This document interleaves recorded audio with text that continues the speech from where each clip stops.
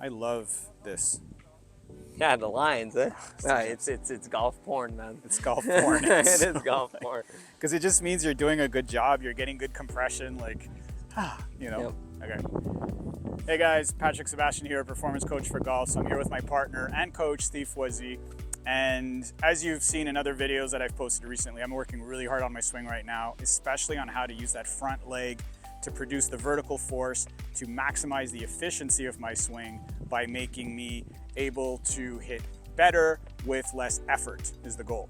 Now, something I noticed with my irons especially is when I'm pushing with that front leg, the tendency is that the ball goes a lot higher. Now, there's nothing wrong with that. It's kind of cool that it lands softly on the green, and height is definitely not a bad thing. However, what I would like to know is how do I flight the ball? Because I feel like I've lost that ability. Before I would use my hands a lot to control that kind of ball flight. That's where now I'm pushing with that front leg and I'm trying not to focus on what my hands are doing too much, but I feel like those balls are all going high and I'm having a hard time keeping it low. Yeah. So I'd like to ask you, what can I do to try to bring down that ball flight a little bit? So that's your superpower. Yeah. What your left leg is doing. And we definitely do not want to lose that, which is what a lot of people do, is they try to soften everything or slow things down. And it's proven right with a few people, but not at a high enough threshold. So let's just keep working on that, and let's just add components, which will help flighting the ball down. But the left leg is going to keep doing what it's doing. So the whole goal here is we want to deal off the club at impact, so the ball flies lower. So we need a few ingredients to make that recipe happen. So number one would be to shorten the club. So you want to choke down on it. So that way you're going to be closer to the ball. We got to use chest, grip down, not choke down. Yeah. Choke is a negative word. Okay, we'll go grip down. We go grip down. Yeah. Positive language, Steve. Yeah, if ever you practice this shot by gripping down and you feel like the grip is too small because the end of the grip there is that makes sense, is not tapered, so it's going narrower at the bottom. So maybe you'll consider putting more wraps under that section of the grip. And that's what a lot of tour players do. Like a grip fitting, basically? It's feel-based, but it can be performance-based as well. So we grip down on the grip. That will bring you closer to the ball. Second thing, and I think a lot of pros would agree on this, we want to back the ball up from where you usually put it. So let me ask you where you place it with a 5-iron in the first place, so we have a benchmark to start from. 5-iron would be between middle and front foot, like right in between the two. All right, so if we line it up with the buttons of your shirt, so that way the ball will be more back than what you're used to. So middle of stance, even though it's a 5-iron, we've gripped down on the club. And from there, and you already do this because I know you I've known you for a few years, so your pivot, your backswing is pretty centered. But some people are going to move away from the ball a little more. And for this very type of shot, I suggest that they stay more centered, centered pivot. So all of these three pieces that we'll experiment in just a minute are going to help you deal off the club. And we'll add dynamic feels or components after you've tried the first one. So let's just go ball more back, the club that you grip down on, and a centered pivot. And feel the same thing as we said. Let's not lose your superpower, left leg.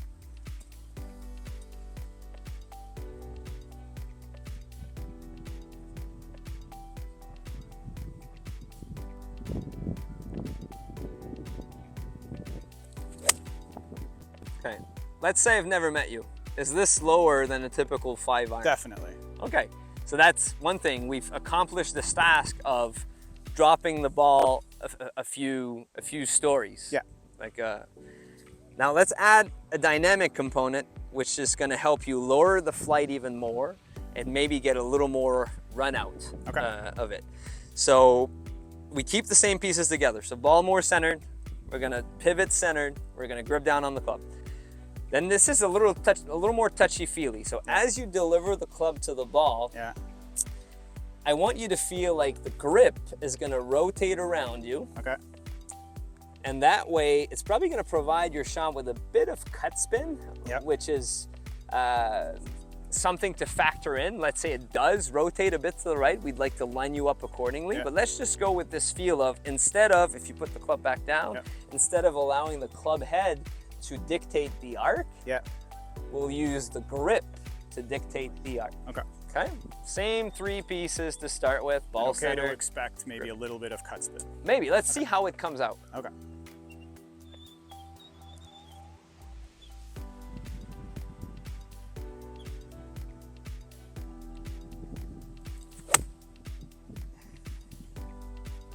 Okay, not the best of strikes. No, that was lower, cutty, but definitely not a good strike. Okay, it went lower, and in the end, you want to use what works best. Yeah. So we're providing ingredients, but if your recipe tastes good with one less ingredient, that's totally fine. Well, then again, we can't, let's try another one. Yep, One of course. shot. I don't think you one can't shot is own, well, maybe you could, but it's not easy to own a new shot in the one day swing. you learn it, No. or the first few Or the attempts. first swing, exactly. I think I'm a pretty fast learner, but I do want to give it a chance.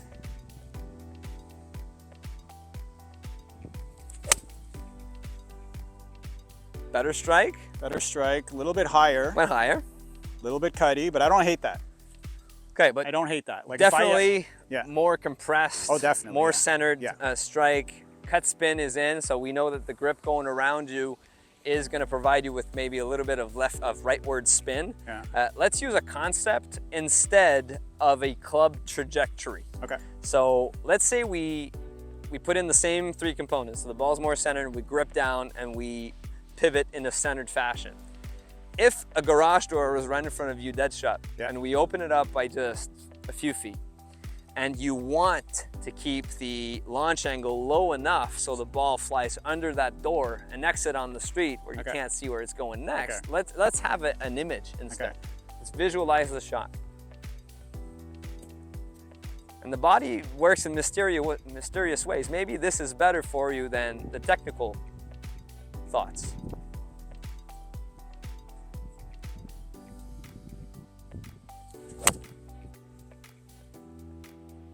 Okay, let's go for one more. Because you've thinned It it, was a little thin, yeah. But that's what sent the ball lower. Yeah. Subjectively, would this be something that you feel comfortable using, that image of having to hit it below the garage door? I think so. I'm a very visual person, so I Okay. do like the idea of a visual. But I'm also really into movement, so sometimes having movement references also works. Okay. So. There it is. Okay. This is going to be good because we'll be making use of the top tracer technology here available at the Navy D8 to So get I feel some. like that one was a little bit pulled, Okay. but Let's go one more. I mean pulled. I'm talking a couple yards maybe. Yeah, it's not much. like that's fairway. Yep. That's pulled in the fairway. Yep. Right. Let's go one more. I really like that And one. if ever you like the strike of gripping down on the club, the ball is centered, the grip goes around, but it still hooks too much, Then you can just then you kind can of- play with the grip, Yeah. or maybe buy yourself a couple degrees of an open face. Like Yeah. you can, there's ways around. Yeah. Like once you get the feel that you like, Oh yeah. then you can put in a few extra little things too.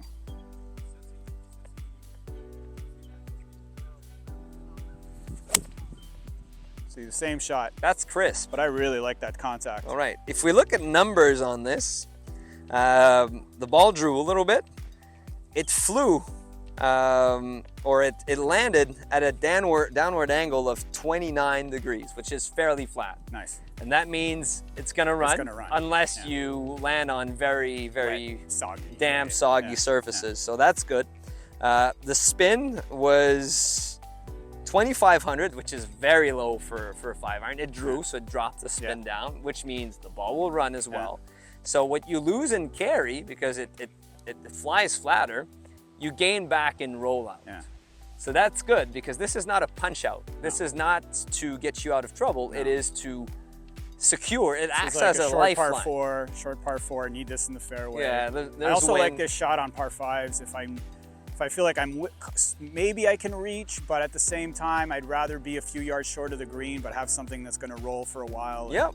So I think there's a lot of different places I can use this type of shot. Yeah, let's try a last one where you either rotate your glove hand on your side. I'm left-handed, so I'm all confused when it comes to clockwise, counterclockwise. So counterclockwise on the grip, Okay. and feel the same movements, same hand like that? path, Yeah, yeah. Okay. So your right thumb is going to be more on top of the handle because the left hand is rotated. So that's very personal. This feels very strange. Okay. But we're trying it. Let's try it. And there's a last ball on the ground which we're going to hit to provide you with the same dynamic principles, but maybe increasing your feel positively. This feels very weird. Okay, let's just try it. Oh, that's interesting. How about that? Sometimes we got to get out of our comfort zones. It does not mean it will deliver each time, but it's worth trying. That even felt a tiny bit thin, but the ball flight was perfect. And the distance was the same as that last shot. It'll help you control the squareness of the face through the strike. Very interesting. Maybe. I've never played with my grip before. Okay. So. And instead of working on the grip, if we keep the grip the same. That we just did. And you let go of the grip and I rotate the club face a couple degrees. So my regular grip, you mean?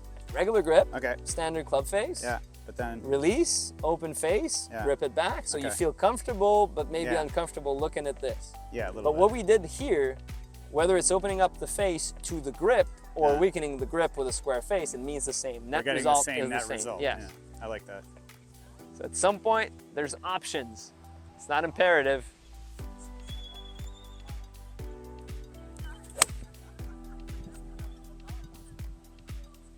Okay. Sure thing, these balls are flying low. Yeah, ball flight's amazing, and considering it's my first 5 shots trying this, I'm giving myself a chance as far as... Don't go thinking Tiger did not try that 1,000 times before 100%. He became the master of it. Of course, so give it a few tries. I think he had I also think like I want to try this with my 4-iron to get it even lower. Yeah. I want to try this with maybe even a 3-wood and try to apply those same principles to a 3-wood.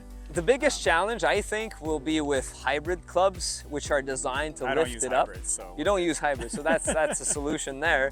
But yeah, and I want people at home to know that the stinger shot is very convenient for a very high percentage of golfers when it comes to controlling the directional aspect of it, while at the same time benefiting from not having the conjunctures, the wind kind of transport the ball. Because now it's nice to know that with this new, really using that front leg, I can get those balls much higher. Yeah. Do you feel like you stopped doing that that you got to keep? No. Wonderful. The trajectory, just the only thing that felt different was the trajectory changed. Wonderful. So everything was there. Give those shots a try. Awesome. Make your practice consistent with them and put it to the test. Yeah. I think the best way to know if a shot works is to... I think I'm going to head on the course right now. Yeah, add some, it needs to mean something. Yeah. So increase the stakes. Sounds good. All right, good work. Thank you, sir.